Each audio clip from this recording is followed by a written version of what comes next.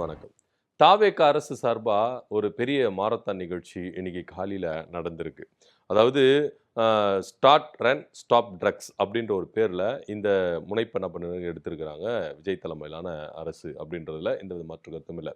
So இந்த marathon ஓடுறது மூலயமா ஒரு விழிப்புணர்வு ஏற்படுத்தலாம். இனி யாரும் ட்ரக்ஸ் யூஸ் பண்ணாதீங்க, தமிழ்நாட்டில் இதுமாரி ட்ரக்ஸே இல்லாத ஒரு மாநிலமாக மாற்றலாம் அப்படின்னு சொல்கிற ஒரு விழிப்புணர்வு நிகழ்ச்சி தான் இந்த மாரத்தான் நிகழ்ச்சி அப்படின்றதுல எந்த மாற்று கருத்தும் இல்லை. இதில் பல சலசலப்புகள் நடந்திருக்குது, பல சர்ச்சைகள் கிளம்பியிருக்குது, பல பொய்களும் அவிழ்த்து விடப்பட்டிருக்கிறது அப்படின்றது தான் இங்கே நம்ம பார்க்க வேண்டிய ஒரு விஷயமா இருக்குது. இதில் விடிய காலத்தில் ஒரு 6 மணி போல் இந்த நிகழ்ச்சி நடந்திருக்கு. இதுக்காகவே நைட்டிலிருந்தே இதன் ஏற்பாடுகள் எல்லாமே என்ன பண்ணியிருக்காங்க ஆரம்பிச்சிருக்கிறாங்க. அதுவும் இதுக்கு முன்னாடி எதுவுமே ஒரு சைலண்ட்டாக இருக்குது, யாருக்குமே தெரியல. நாளைக்கு இது மாதிரி ஒரு நிகழ்ச்சி நடக்க போகுதுன்னு சொல்லிட்டு பெருசாக யாருக்குமே தெரியல. சைலண்ட்டாக இந்த நிகழ்ச்சி நடக்கப்பட்டிருக்கிறது அப்படின்னும் பொழுது நமக்கு ஏதோ ஒரு சந்தேகத்தை ஏற்படுத்துதில்ல அப்படின்றதான் பார்க்க வேண்டிய ஒரு விஷயமா இருக்குது. ஏன்னா இது அவசர அவசரமாக எடுக்கப்பட்ட ஒரு நிகழ்ச்சியா, ஒரு முடிவா அப்படின்னு கூட நம்மளுக்கு ஒரு ப்ரீ பிளான் இல்லாமல் ஒரு எதார்ச்சியாக சீக்கிரமாக அப்போயே ஸ்பாட்லேயே இது முடிவு பண்ணி உடனே ஆர்கனைஸ் பண்ணி நடக்கப்பட்டதா அப்படின்றது கூட நம்ம இங்கே கேள்விக்குறியாக வைக்க முடியும். ஏன்னா முன்னாடியே இந்த விஷயங்கள் பிளான் போட்டு பண்ணப்பட்டதுன்னா இது பேர் ஒரு நிகழ்ச்சி நடக்க போகுது, இத்தனை 1000 பேர் கலந்துக்க போகிறாங்க, இந்த மாதிரி ஒரு விழிப்புணர்வு நடத்த போகிறோம் அப்படின்ற ஒரு ப்ரெஸ் மீட் வச்சுருக்கணும், ஒரு ப்ரெஸ் ரிலீஸ் இது பண்ணியிருக்கணும், எதுவுமே பண்ணியிருக்கணும்.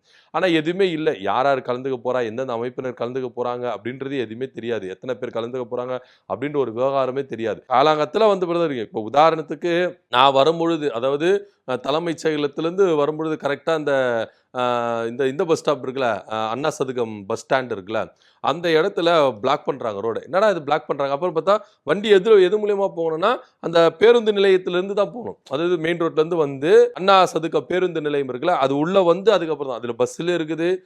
டிராஃபிக் பயங்கரமான டிராஃபிக் ஆயிடுச்சு. என்ன விஷயம் ஏது விஷயம்னு பார்த்தோம்னா, அந்த நிகழ்ச்சி ஏற்பாடு செஞ்சு எல்லாமே என்ன பண்ணிருக்காங்க, அந்த ஸ்டேஜுக்கு எல்லாம் ஆகலைங்க. அதுக்கு பிளாக், அது ஒரு ஓரமாக என்ன பண்ணியிருக்கலாம், விட்டுருக்கலாம். ஏன்னா பீக் ஹவர்ஸ் ஆயிடுச்சு அப்படின்றதுனால இது இருக்கலாம். அங்கே நின்று பார்க்கும்போது தான் தெரியுது இவ்வளோ விஷயங்கள் நடந்திருக்குது அப்படின்ற போது தான் நம்மளுக்கு அது தெரியப்படுது. ஸோ காலங்கத்திலேயே அவ்வளோ டிராஃபிக் ஆயிடுச்சு.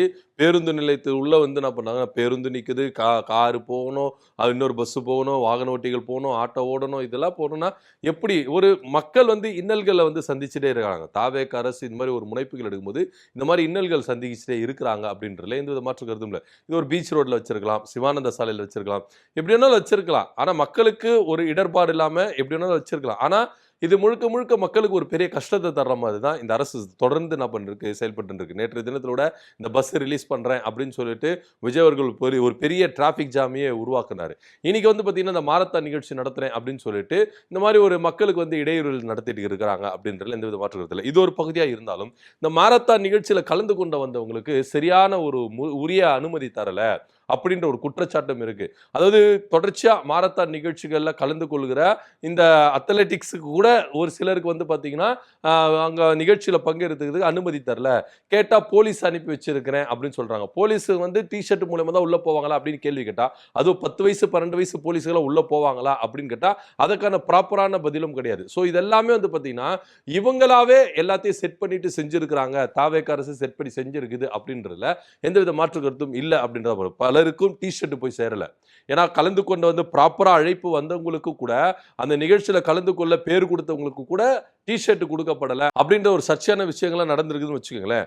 அடுத்தபடியா அப்படியே கட் பண்ணி வந்தோம்னா விஜய் வந்து அந்த போர்டுல பலகையில எழுதுறாரு, அதுல இந்த ஸ்பெல்லிங் மிஸ்டேக்கோட எழுதுறாரு. ஒரு ட்ரக்ஸுக்கு கூட ஸ்பெல்லிங் தெரியல ஒரு முதலமைச்சர் அப்படின்னு கூட சோஷியல் மீடியால இப்போ பயங்கரமா செஞ்சுட்டு இருக்காங்கன்னு வச்சுக்கோங்களேன். ஸோ அந்த மாதிரி ஒரு விஷயத்தை செஞ்சுட்டு இருக்கிறாரு. அது மாத்திரமில்ல, விஜய் அவர்கள் படங்கள்ல ட்ரக்ஸை ஆதரிச்சு பேசுறாரு. அதுக்கப்புறம் இப்போ பார்த்தீங்கன்னா ட்ரக்ஸை ஒழிக்க போறேன் அப்படின்னு சொல்லிட்டு 3000 கிலோமீட்டர் ஓடுறாரு அப்படின்றதா பார்க்கணும். ஸோ ட்ரக்ஸை ஒழிக்க போறேன் அப்படின்னு சொல்லிட்டு ஒரு 3 கிலோமீட்டர் ஓடுறாரு அப்படின்றத இங்கே நம்ம பார்க்க வேண்டிய ஒரு விஷயமா இருக்குது. ஸோ கிலோமீட்டர்ல ஓடிட்டார்ப்பா, இந்த மாதிரி ஓடிட்டாரு. அவர் வந்து பார்த்தீங்கன்னா ஒரு வயசாகவே இல்லை, 52 வயசு அவருக்கு ஆகவே இல்லை, அவர் இன்னும் இளமையா இருக்கிறாரு, அப்படி இப்படி நீங்க சொல்லிக்கிறீங்கன்னு வச்சுக்கோங்களேன். சரி, ஓகே, அது வந்து ஒரு சினிமா பட ஷூட்டிங் மாதிரி தான். விஜய் அவர்கள் வந்து அப்படியே பின்னாடி நடந்து வர்றதும் அதுக்கப்புறம் முன்னாடி திரும்பி ஓடுறதும் இது என்ன அப்படின்னு நம்மளுக்கு தெரியவே இல்லை. உடனே ஆதவர்ஜனா வந்துட்டார். அவர் எப்போ உண்மை பேச போறாருன்னு தெரியலன்னு வச்சுக்கோங்களேன். அவர் ஒரு எமோஷனல் சொல்லிட்டாரு. இது வரைக்கும் இந்தியாவிலேயே எந்த ஒரு முதலமைச்சரும் இந்த மாதிரி 3 கிலோமீட்டர் மாரத்தான் ஓடுனதே கிடையாது அப்படின்னு வரலாற்றிலேயே முதல் முறை அப்படின்னு சொல்லிட்டு இவரு என்ன பண்றாரு, ஒரு எமோஷனல் சொல்லிட்டாரு.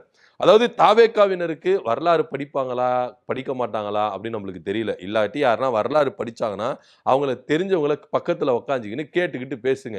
இது மாதிரி ஆதவர்ஜுன அமைச்சர் ஆதவர்ஜுனா சொல்லும்போது, எப்பா இது மாதிரி இந்தியாவில் என்ன முதலமைச்சர்னா ஓடி இருக்காங்களா, என்ன இது எதனா ஹிஸ்டரி தெரியுமா அப்படின்னு சொல்லிட்டு என்ன பண்ணிருக்கணும் புரியணும். இல்ல யூடியூப்ல பார்த்து தெரிஞ்சிருக்கணும். இல்லையா கூகுள்ல போட்டு செக் பண்ணிருக்கணும். இது வரைக்கும் யாருன்னா இந்தியாவில் எதனா முதலமைச்சர் ஓடி இருக்காங்களா, 3 கிலோமீட்டர் தாண்டி எதனா முதலமைச்சர் ஓடி இருக்காங்களா அப்படின்னு கன்ஃபார்ம் பண்ணிட்டு நீங்க பொது மேடையில வந்து சொன்ன. ஏன்னா நீங்க வந்து இப்போ நீங்க அரசியல் கட்சி தலைவர் கிடையாது. நீங்க ஒரு அமைச்சர். அமைச்சர்ன்னும் போது உண்மை தகவல மட்டும் தான் சொல்லணும். இஷ்டத்துக்கு வாய்கள வந்து பொய் மூட்டைகளெல்லாம் அவுத்து விடக்கூடாது அப்படின்ற ஒரு விஷயம் இருக்குல்ல. ஸோ ஆதவர்ஜுனா தொடர்ச்சியா அவர்கள் பொய்கள மட்டும் சொல்லிட்டு இருக்காரு. வரலாற்றை வந்து என்ன பண்றாரு, திரித்து பேசுறாரு அப்படின்ற ஒரு குற்றச்சாட்டு அவர் மேல வைக்கப்பட்டு இருக்குன்னு வச்சுக்கங்களேன். அவர் என்ன சொல்றாரு அப்படின்னு பார்த்தீங்கன்னா, இந்தியாவிலேயே எந்த முதலமைச்சரும் இந்த மாரி ஒரு 3 கிலோமீட்டர் மாரத்தான் ஓடுனதே கிடையாது. நம்ம விஜய் அண்ணா மட்டும் தான் ஓடி இருக்கிறாரு அப்படின்னு அவர் என்ன பண்றாரு சொல்றாரு. அமைச்சரே வரலாறு கொஞ்சம் திரும்பி பாருங்க அப்படின்னு சொல்லிட்டு தான். வரலாறு முக்கியம் அமைச்சரே அப்படின்ற மாதிரி அமைச்சர் அவர்கள் கொஞ்சம் வரலாறை திரும்பி பார்த்துருக்கணும் அப்படிதான் சொல்றேன். 2024ஆம் ஆண்டு உமர் அப்துல்லா ஜம்மு காஷ்மீர் முதலமைச்சர் இருக்கார்ல, உமர் அப்துல்லா அவருக்கு 56 வயசு. அவரு 21 கிலோமீட்டர் ஓடி இருக்கிறார். எது 3 கிலோமீட்டர் கிடையாது. உங்க முதலமைச்சர் 3 கிலோமீட்டர் ஓடி இருக்கிறார். ஆனா ஜம்மு காஷ்மீர் உமர் அப்துல்லா முதலமைச்சர் அவர்கள் என்ன போயிருக்காருன்னா 21 கிலோமீட்டர் ஓடி இருக்கிறார். ஸோ இதெல்லாம் வரலாறுலாம் படிச்சு பார்த்துக்கணும். இன்னும் பெங்களூரு, பாம்பே அந்த மாதிரி நிகழ்ச்சிகள் எல்லாம் அவர் என்ன பண்ண மாரத்தான் நிகழ்ச்சியில் போய் கலந்து கொண்டிருக்கிறார். ஏதோ அவர் வந்து விழிப்புணர்வு மட்டும் அவர் வந்து என்ன பண்ணல, உண்மையிலேயே அவர் வந்து பல மாநிலங்கள்ல போயிட்டு மாரத்தான் நிகழ்ச்சியில கலந்துக்கிறார், போட்டியில கலந்துகிட்டு இருக்காரு.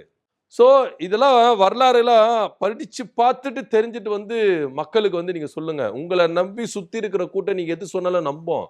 நாங்க நம்பணும்னு அவசியமே கிடையாது. ஓகேங்களா? ஏன்னா நீங்க ஒரு அமைச்சர் பதவியில இருக்கீங்க. பொறுப்பான ஒரு பதவியில இருக்கீங்க. இதுக்கப்புறம் நீங்க இதே மாரி சொல்லிட்டு இருந்தீங்கன்னா, அப்புறம் நீங்க சொல்றது எல்லாமே பொய்யா ஆயிடும் சார். அப்புறம் யாரும் நம்ப மாட்டாங்க. நீங்க நாள பின்ன உண்மையே சொன்னா கூட நம்புறதுக்கு இங்க யாரும் இருக்க மாட்டாங்க அப்படின்றது தான் இங்க எதார்த்தமான உண்மையா இருக்குது. ஸோ அதனால உங்க முதலமைச்சர் செய்றாரு, உங்க முதலமைச்சர் எல்லாமே பண்றாரு, அப்படி இப்படின்னா நீங்க தலையில தூக்கி வச்சுட்டு ஆடுங்க. யாரும் வேணாம்னு சொல்லல. எப்பா எங்க முதலமைச்சர் இப்படி 3 கிலோமீட்டர் ஓடிட்டாரு, இந்த வயசுல இப்படி ஓடுறாரு, அது போடுறாரு, யாருமே பண்ணல, யாருமே செய்யல அப்படின்னு. நீங்க முதலமைச்சர்லாம் விட்டுருங்க சார். நீங்க ஏன் சார் முதலமைச்சர்ன்னு போறீங்க? நம்ப அமைச்சருக்கு ஈடு குடுப்பாரா சார் முதலமைச்சர் விஜய் அவர்கள்? சொல்லுங்க சார். ஏன்னா முன்னாள் அமைச்சர் மா. சுப்பிரமணியன் இருக்கிறார்ல, அவர் ஓடுவார் மாரத்தான் 3 கிலோமீட்டர்ல 20 கிலோமீட்டர், 30 கிலோமீட்டர் கூட மாரத்தான் ஓடுவார். அடிக்கடிக்கு மாரத்தான் நிகழ்ச்சியை நடத்தி, அடிக்கடிக்கு மாரத்தான்ல அந்த நிகழ்ச்சியில கலந்துப்பாரு. அது மாத்திரம் இல்ல, ஊட்டிக்கு போனாலும் அந்த மனுஷன் என்ன பண்ணுவாப்புல, மலை மேல ஏறுவாப்புல, இறங்குவாப்புல, வாக்கிங் பண்ணிட்டே இருப்பாப்புல, எங்க போனாலும். ஸோ இங்கேருந்து ஒரு 3 கிலோமீட்டர் ஓடிட்டாரு அப்படின்றதுக்காக தலையில தூக்கி வச்சுட்டு ஆடுறீங்களே, வரலாற்றில் பொய் சொல்ற அளவுக்கு நீங்க இடம் பெறுறீங்களே. அது மாத்திரம் இல்லாம உங்க முதலமைச்சர் மட்டும்தான் செஞ்சாரு, வேற எந்த முதலமைச்சர் செய்யல அப்படின்னு ஒப்பிட்டு பேசுறீங்களே. ஸோ இன்னைக்கு இந்த மாதிரி பொய்களை சொல்லி யாரு மொக்க வாங்கிட்டு உக்காந்து இருக்கிறா? இன்னைக்கு எல்லாரும் ட்ரோல் மெட்டீரியல் மாத்திட்டு இருக்காங்க. இப்போ இன்னொரு பல கேள்விகள் கேட்டுருங்க. இப்போ இது மாதிரி இவங்க மாரத்தான் நிகழ்ச்சி நடத்திட்டு ஓடுறாங்க. இதனால வந்து ட்ரக்ஸ் ஒழிஞ்சிருமா? ட்ரக்ஸ் அழிஞ்சிருமா? ட்ரக்ஸ் இல்லாத மாநிலம் ஆயிடுமா? அப்போ மாரத்தான் நிகழ்ச்சி மட்டும் நடத்திட்டா ட்ரக்ஸ் எல்லாமே ஒழிச்சிடலாமா? எல்லாம் பண்ணிடலாமா? சட்ட ரீதியா போராட்டம், சட்ட ரீதியா நடவடிக்கை எடுக்க தேவையில்ல. எந்த ஒரு விஷயமும் எடுக்க தேவையில்ல. மாரத்தான் நிகழ்ச்சியில் ஓடுங்க. இன்னைக்கு 3 கிலோமீட்டர் ஓடினாரு, நாளைக்கு 6 கிலோமீட்டர் ஓடுவாரு, நாளைக்கு 12 கிலோமீட்டர் ஓடுவாரு. இப்படி ஓடிட்டே இருந்தா விஜய் ஓடுறாரு, அதனால ட்ரக்ஸ் எல்லாம் நம்ம வந்து என்ன பண்ணக்கூடாது, பயன்படுத்தக்கூடாது அப்படின்னு சொல்லிட்டு திருந்துருவாங்களா எல்லாருமே? ஏன்னா இவங்க சொல்றாங்க ட்ரக்ஸ் இப்போ பயன்படுத்துறது தனி மனிதன் ஒழுக்கு, அவங்க தான் பார்த்து திருந்தணும், ஒரு சிலதெல்லாம் நம்ம கையில தான் இருக்குது அப்படின்னு சொல்றாங்கல்ல. அப்போ விஜய் வந்து இப்படி ஓடிட்டே இருந்தாருன்னா, அப்பா நமக்காக விஜய் இப்படி ஓடுறாரு, எதுக்குப்பா நம்ம ட்ரக்ஸ் யூஸ் பண்ணணும் அப்படின்னு சொல்லிட்டு எல்லாம் கை விட்டுருவாங்களா? எல்லாரும் கேள்விகள் கேட்டுட்டு இருக்காங்க சார். மக்களை நீங்க என்னவா நினைச்சிட்டு இருக்கீங்க, என்னவா புரிஞ்சுட்டு இருக்கீங்க அப்படின்றது கொஞ்சம் வெளிப்படையா சொல்லிடுங்களேன். மக்களை நீங்க எந்த ஒரு ஸ்டேஜில் வச்சு பாக்குறீங்கன்னு. நீங்க சொல்றது எல்லாமே மக்கள் நம்பிடுவாங்க, நம்ம சொல்றது எல்லாமே கேட்டுடுவாங்க, நம்ம சொல்றது மட்டும்தான் உண்மைன்னு மக்கள் நம்பிடுவாங்க அப்படின்னு நினைச்சிட்டு இருக்கீங்களா? என்ன நம்மளுக்கு தெரியவே இல்லை. இன்னைக்கு அந்த நிகழ்ச்சியில கலந்து கொண்டவர்களுக்கு பல பேருக்கு வாய்ப்புகள் மறுக்கப்பட்டிருக்கு, அனுமதிகள் மறுக்கப்பட்டிருக்கு. அதுக்கு பதில் சொல்லுங்க. கொந்தளிச்சு எழுந்திருக்கிறாங்க. உண்மையா மாரத்தான் நிகழ்ச்சியில ஓடுறவங்க அத்லெட்டிக்ஸ்க்கு பல பேருக்கு என்ன பண்ணிருக்காங்கன்னா வாய்ப்புகள் மறுக்கப்பட்டிருக்கு. சும்மா விளம்பரம் தேடுறவங்களுக்கு டிஷர்ட்டை கொடுத்துட்டு நீங்க ஒன்று 10 வயசு 12 வயசு சின்ன பசங்களுக்குலாம் நீங்க கேட்குறாங்க, போலீஸுங்க அங்க இருக்கிறாங்க, டிஷர்ட்டை போட்டுருக்கிறாங்க அப்படின்னு சொல்றாங்க. அப்போ 10 வயசுல போலீஸ் எப்ப எடுத்தீங்க கேட்குறாங்க, மக்கள் கேள்வி கேட்குறாங்க. ஸோ நீங்க விளம்பரம் தேடணுன்றதுக்காக உண்மையான அத்லெட்டிக்ஸ் எல்லாம் நீங்க என்ன பண்றீங்க? அசிங்கப்படுத்துறீங்களா, கேவலப்படுத்துறீங்களா அப்படின்றத மாதிரி தானே இருக்குது. ஸோ அழைக்கப்பட்டிருக்காங்க மாரத்தான் நிகழ்ச்சியில வாங்க அப்படின்னு சொல்லிட்டு நிறைய சமூக அமைப்பை வந்து என்ன பண்ணியிருக்காங்க, நிறைய அமைப்பை கூப்பிட்டுருக்குறாங்க. மாரத்தான் நிகழ்ச்சியை தொடர்ந்து நடத்துகிற பல இயக்கங்களை கூப்பிட்டுருக்குறாங்க. அதில் நிகழ்ச்சியில் அந்த மாரத்தானில் ஓடுகிற ஓட்டப்பந்தய வீரர்களை கூப்பிட்டுருக்குறாங்க. எல்லாரையும் கூப்பிட்டுருக்குறாங்க. ஆனால் கூப்பிட்டவங்களுக்கு ஒரு உரிய அனுமதி கிடையாது, வாய்ப்புகள் மறுக்கப்பட்டிருக்குது அப்படின்றது தான் நிதர்சனமான உண்மையாக இருக்குது. ஸோ இதனால மக்களும் கஷ்டப்பட்டிருக்கிறாங்க. காலையில் வரும்பொழுது அந்த நிகழ்ச்சி முடிஞ்சிட்டு எல்லாமே எடுத்து வைக்கிற டைம்ல பிளாக் பண்ணிட்டு இது பண்றாங்க. எவ்வளோ எப்படி வேணாலும் பொதுமக்களுக்கு இடையூறு இல்லாமல் எப்படி வேணாலும் நடத்தலாம், எப்படி வேணாலும் செய்யலாம்ல. ஒரு அரசு இப்படிதான் நடத்துமா? பொதுமக்களுக்கு எப்பவுமே இடையூறு இருக்குமா அப்படின்ற கேள்வியும் நிறைய பேர் முன்வைக்கிறாங்க. ஸோ இப்படியெல்லாம் இருக்கும் பொழுது ஒரு அமைச்சர் இந்த மாதிரி ஒரு பொய் சொல்லி என்ன பண்ணிருக்காரு, மாட்டின்னு இருக்கிறாரு அப்படின்னு தான் இங்க பார்க்க வேண்டியது உண்மையான விஷயமா இருக்குது. இந்தியாவிலே எந்த முதலமைச்சரும் செய்யாததை திரு சி ஜோசப் விஜய் அவர்கள் மட்டும் செஞ்சிருக்கிறாரு அப்படின்னு அப்பட்டமா நான் கூசாம போய் சொல்றீங்களே, இது எந்த அளவுக்கு நியாயம் அப்படின்றது நம்மளுக்கு தெரியவில்லை. அவர் 21 கிலோமீட்டர் ஓடி இருக்கார் சார், ஜம்மு அண்ட் காஷ்மீர் முதலமைச்சர். அது முதல்ல தெரிஞ்சுக்கங்க சார் அப்படின்றத எல்லாரும் இப்போ என்ன பண்றாங்க, சோசியல் மீடியாவில் பதிலடி கொடுத்துட்டு வராங்க. ஸோ இப்படியா தொடர்ச்சியா தாவேகா தன்னுடைய சுய விளம்பரத்துக்காக இந்த மாதிரி மக்களை கஷ்டப்படுறதும், சில மக்களுடைய வரிப்பணத்தை வீணடிக்கிறதும், இந்த மாதிரி நிகழ்ச்சிகள்ல பொய்களை மட்டும் சொல்லி அவங்கள மட்டும் உயர்த்தி பேசுறதும் இது நடந்துகிட்டே இருக்குது. ஸோ இது இப்படியே தொடர்ந்து இருந்தா தமிழ்நாட்டுடைய நிலைமை என்னவா இருக்கும்? ஏற்கனவே நிதிச்சுமை அப்படின்னு இருக்கீங்க. இப்ப இந்த நிகழ்ச்சிகளா பணம் யாரு கொடுப்பா? அரசாங்க நிகழ்ச்சி தான் நடத்துறாங்க. தனிப்பட்ட முறையில் நடத்தல. அரசாங்க நிகழ்ச்சியா இது நடத்தும் போது இதுல என்னென்ன விதிமுறைகள்லாம் இருக்குது? ஸோ இதுல என்னென்ன விஷயங்கள் கடைபிடிக்கப்பட்டிருக்கு அப்படின்றதுல இருக்குல்ல. எவ்வளவு நிதிகள் ஒதுக்கப்பட்டிருக்குது அப்படின்னு. ஏன்னா சைலண்டா வந்து என்ன பண்ணிட்டாங்கன்னா இந்த நிகழ்ச்சியை ஏற்பாடு செஞ்சு நடத்தி இருக்கிறாங்க அப்படின்றத இங்க பார்க்க வேண்டிய ஒரு விஷயமா இருக்குது. ஸோ இதை பத்தியோட கருத்து அப்படின்னு கீழே கமெண்ட் பண்ணுங்க. நன்றி, வணக்கம்.